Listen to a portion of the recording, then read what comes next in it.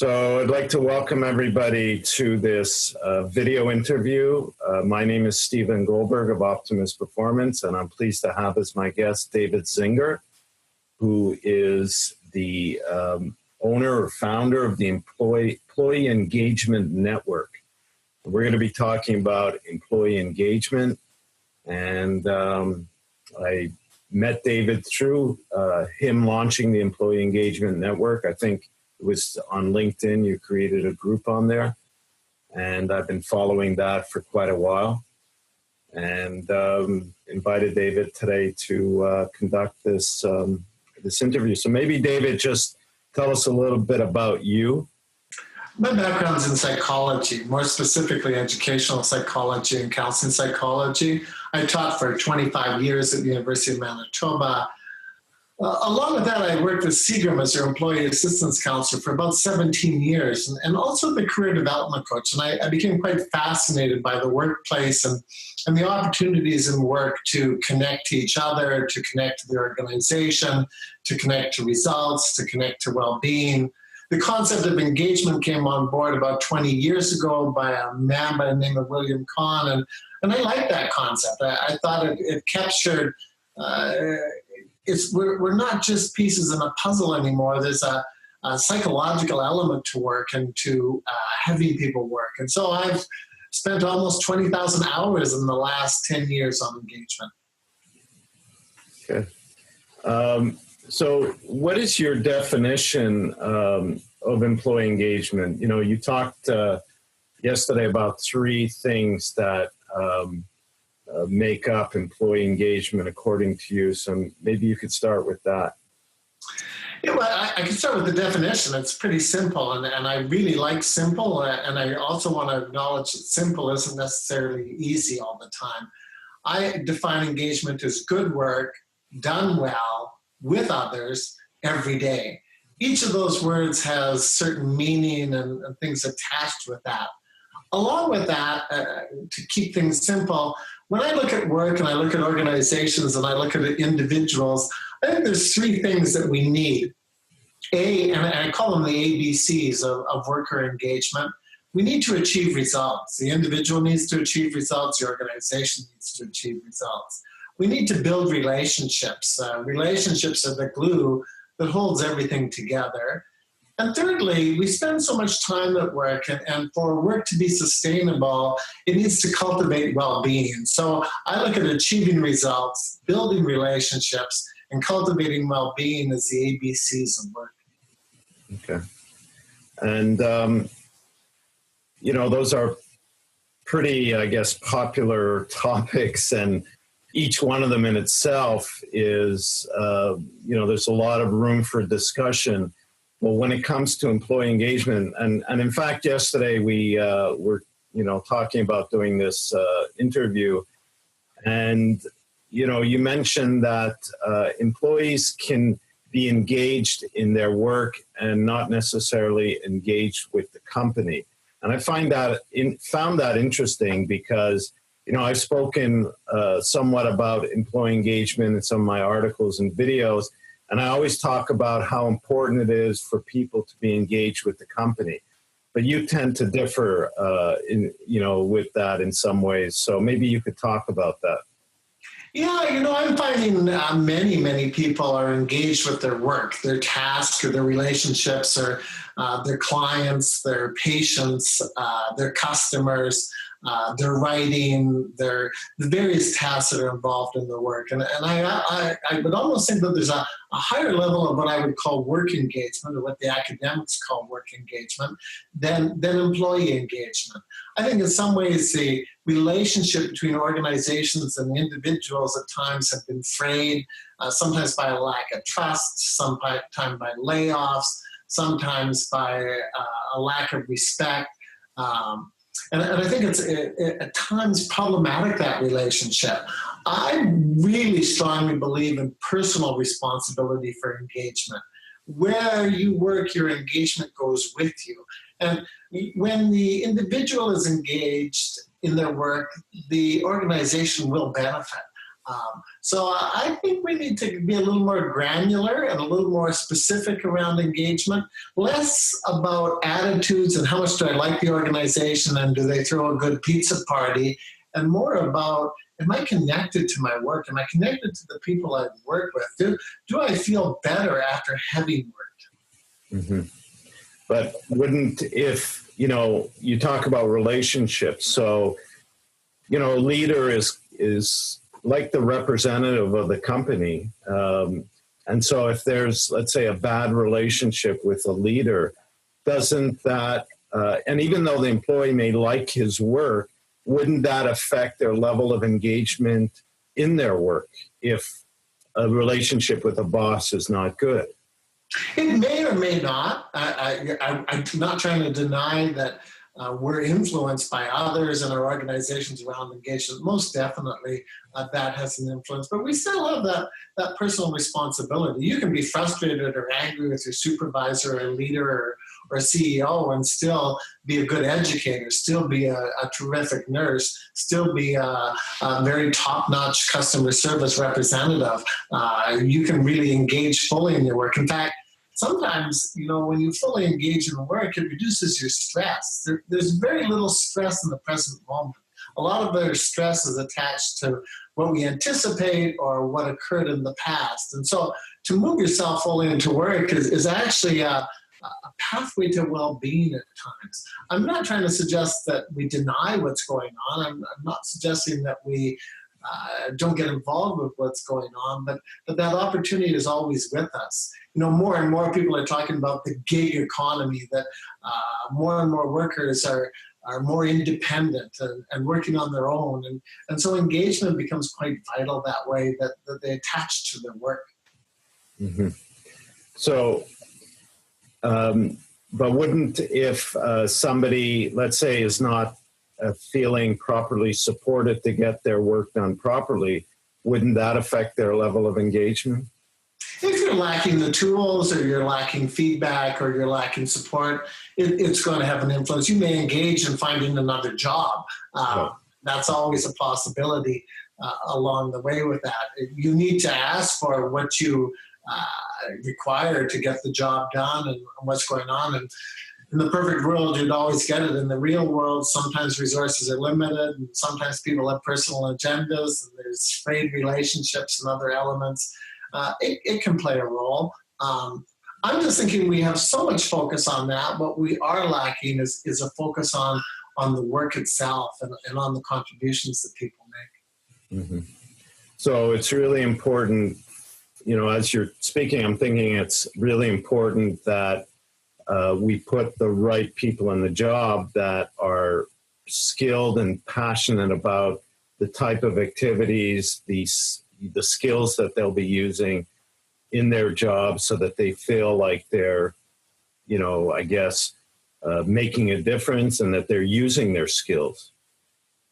Yeah, the selection process, and I'm certainly no expert on selection, is very important, and finding the right people for the right work definitely sets the stage.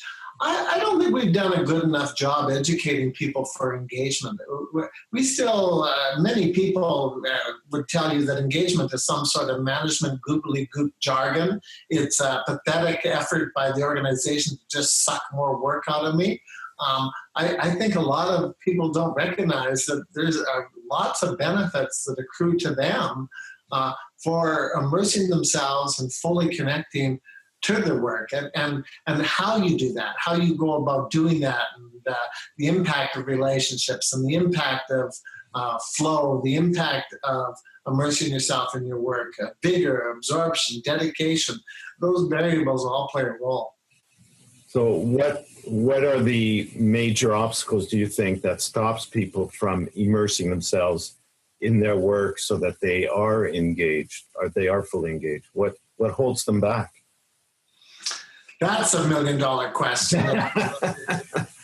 There's a lot of factors. Sometimes they're personal, sometimes they're social, sometimes they're structural. Uh-huh. Sometimes, being together with a social group can influence your level of engagement. Although you're personally responsible, pardon me,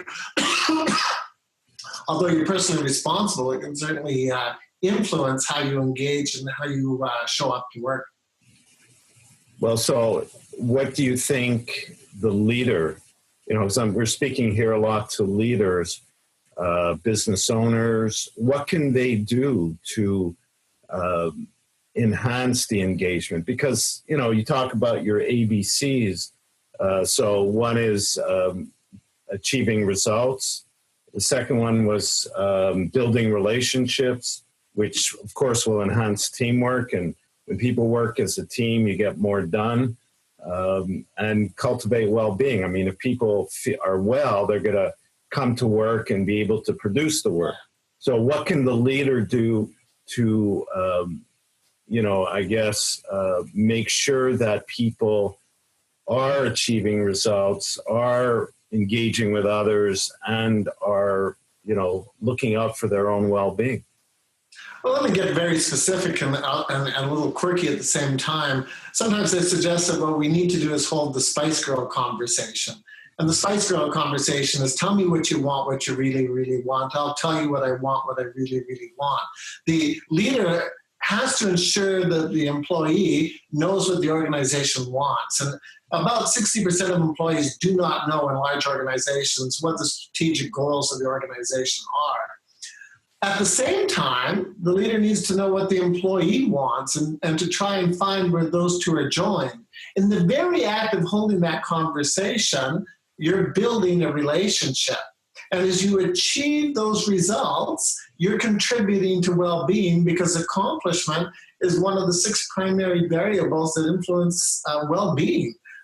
So one simple conversation about tell me what you want, let me let you know what the organization wants, let's stay connected through conversation, and as we work together and you accomplish that, you will probably find your well-being enhanced. Is just one of the pathways to do that. Mm-hmm. So, the leader, and, I've been saying this in almost all my recent videos, the leader needs to, I call it a coaching style leader, a coaching style of leadership where you meet regularly with people and not just to tell them, oh, you did that wrong, or even you did that well, but let's step back from the job and let's talk about, let me communicate my thoughts and feelings of where we're going, and tell me about how you're feeling about the job, and make sure that we're aligned. So these conversations need to happen, and they don't always happen on a regular basis. Well, there's lots of things that conspire against that. Everything from awkwardness to busyness. Yeah. That's definitely a step in the right direction to have that connection, to have that meaningful connection. I mean, if the results aren't meaningful to the employee, don't expect them to be as engaged. If you can find what the meaning is for them and you can't give them the meaning, don't necessarily expect them to be engaged. There's the classic story, and I'm sure you've heard it, about the people laying bricks. And I have a slight twist on that. You go up to a person laying a brick, and the leader says, what are you doing? The first person says, I'm laying bricks. And the next person says, I'm making a building. And the third person says, I'm building a cathedral. And the end of that story, in most circumstances, is we need to understand that we're building cathedrals and we'll have more meaning because of that. I see it a bit differently. There are people that engage in laying bricks. They love the texture of that material. They love putting it together. They love to see how things fit together. And to try and give them the meaning is to build a cathedral is to really miss the currency of the individual. Mm-hmm. So I guess it's really about understanding each person's perspective, because it varies. It may not be the same for each person. Some people are more motivated by the big picture, and some are just motivated by, creating some detail in their work. I think, is that what you're saying, really? Yeah, I think, it's a tough thing if you have 500 employees to know what each of them wants and how they want it. So you have managers and you have HR and you have all kinds of other things that are tuned to that. But any step you make in that direction is certainly vital and important. Yeah, good. Where do you see, the engagement going in the future. Yesterday we spoke briefly, and you mentioned about technology playing a role in measuring employee engagement. Maybe you can touch on that a little bit.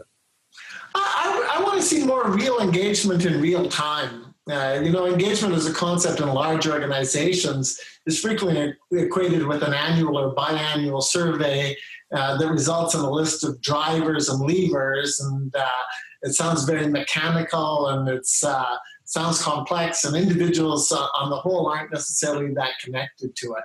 I think that's the benefit of work engagement and technology to give people real-time measures. We talked yesterday about in the field of exercise and well-being, there's Fitbits and all kinds of phones on your apps. And I think that world is coming to engagement, and that world is coming rapidly to engagement, so that people can get real-time feedback and reinforcement about how long they can sustain work for. My work itself, my engagement changes every 11 minutes, every 20 minutes. We're very engaged in this conversation. After this, I may need to file a report on something else I'm doing, and I may be less engaged in that. Then someone phones me, and I'm quite engaged with that. And then I write a piece of an article, and I'm fully engaged because it feels very expressive. And then I need to organize a meeting for tomorrow, and I can't get a hold of one person, and my engagement fluctuates a bit like that. Just like your heart rate, just like your respiration and all those other factors, I think we'll see a world where we get more real-time engagement with real-time relevance for the individual and the benefit of the organization. Mm-hmm. And you see the technology obviously playing a part in that, in terms of being able to measure and give the feedback on that. Just like as we talked yesterday, and I just learned this myself in trying to write about it. Yeah. Is, for large organizations right now, the currency to get engagement is to pay a large consultancy a fee, and they do an anonymous survey, and then you get the data. If we start to have individual responsibility for engagement and individual monitoring and measure of engagement, and individuals get to choose whether to share that information with the organization, then the currency becomes trust and psychological safety and a solid relationship. So I think it actually has some potential to open up those conversations, open up those lines of what do we do so that you'll trust us and give us that information so it'll make a difference for both you and us. Yeah. So, of course, trust for employee engagement, whether it's about getting people to buy into some form of system of measuring engagement, or simply just to be engaged. I mean, trust is a huge foundation that needs to happen or needs to be prominent in order for engagement to really flourish in an organization, or at least between an employee and their boss, in terms of, creating that ongoing building of the level of engagement. Yeah, it's such a human element. And I guess my little epiphany a couple of days ago was, my gosh, could technology actually be a pathway to broadening and enhancing that human element of trust? Most people say, oh my God, this sounds like Big Brother watching you with technology, and it has that potential, don't get me wrong. Mm-hmm. But it also has that potential of being a pathway to enhancing a solid relationship between individual and organization. Very interesting. So I guess for me, the major takeaway for any leader, anybody listening to this that wants to improve engagement would be, I guess, to follow your ABCs, achieve results. Are you getting the results you want from your employee? If not, what level of engagement is there right now? Build a relationship. What is the level of the relationship? And cultivate well-being, and look after your employee, or help them look after themselves. And just those three things could be a great area of discussion that a leader can have with their employees. Absolutely. And, you know, far wiser man than I, Gandhi, said, we must be the change we expect to see in the world. There is no way to engagement. To engage is the way. And if you don't engage fully with your own work as a leader, achieve your results, build your relationships, and cultivate your well-being, then don't expect it out of the people that are working with you. But when you do that, you model and you influence. You're not responsible for someone else's engagement, but you are accountable for it. Right. So if the viewers have any questions for David, please add it to the comments section below, and we'll see if we can address that in a future video. I'd like to thank everybody for tuning in. Thank you, David, for sharing your thoughts, your knowledge on employee engagement, your passion. You've been at this for quite a long time, and you keep going and encouraging companies to improve their engagement, understand it better. So I respect you for that, and thank you. Anybody watching that's not already subscribed to my YouTube channel, please do, so you get news of new videos as they come out. Check out some of the other videos that are showing up on screen now, and leave a comment. Thank you for listening, and we'll talk soon. Thanks, Stephen.